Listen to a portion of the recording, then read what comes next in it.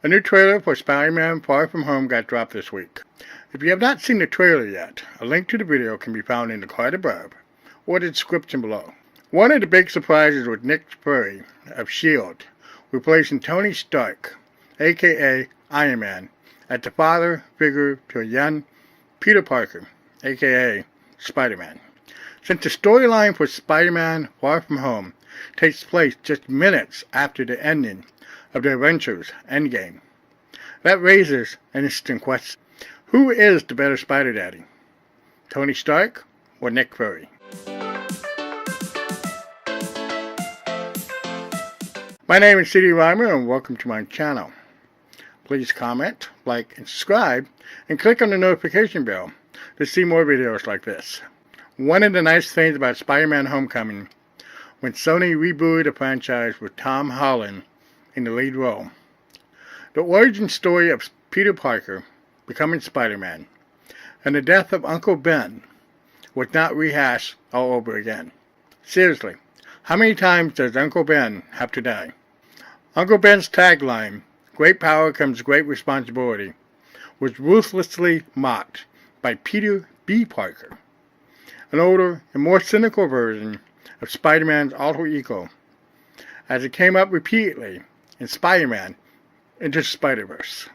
In order to tie in Sony's Homecoming into Marvel Studios' Marvel's Cinematic Universe, Tony Stark, aka Iron Man, played by Robert Downey Jr., was brought in as a father figure to a young Peter Parker.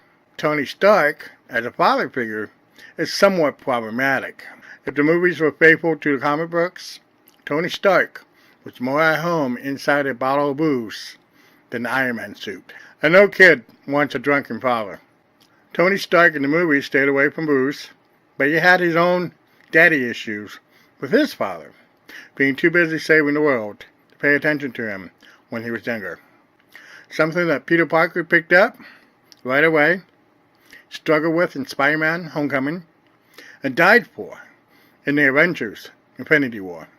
With Sony bringing out Spider-Man Far From Home in July and stepping on the advertising for the Avengers Endgame coming out in April, we know that the timeline has been reset for Peter Parker to have a different adventure for his summer school trip.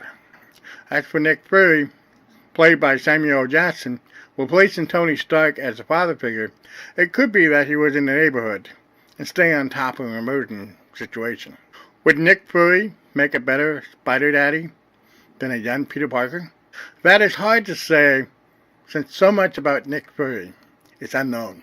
Being a soldier and a leader of people, Nick Fury knows how to inspire those around him to rise up and do the impossible under trying circumstances. There are two examples from the Avengers. Nick Fury practically pulled Steve Rogers, aka Captain America, played by Chris Evans, out of the mid-20th century into the early 21st century, gaining the trust of a young man out of time to lead the Avengers. While Agent Phil Coulson's death in the Avengers unified the Avengers, Nick Fury bringing him back to life for Agents of S.H.I.E.L.D. strained the relationship, and Agent Coulson, played by Clark Gregg, still stuck by him after S.H.I.E.L.D. got taken over by Hydra. Captain Marvel, coming out in March, features a young Nick Fury and a younger Agent Coulson, will show us how much of a father figure that Nick Fury can be to Carol Danvers, aka Captain Marvel, played by Brie Larson. Spoiler alert, Nick Fury is a cat person. Let me know in the comments below who you think might be a better father figure to Peter Parker. Thank you for watching.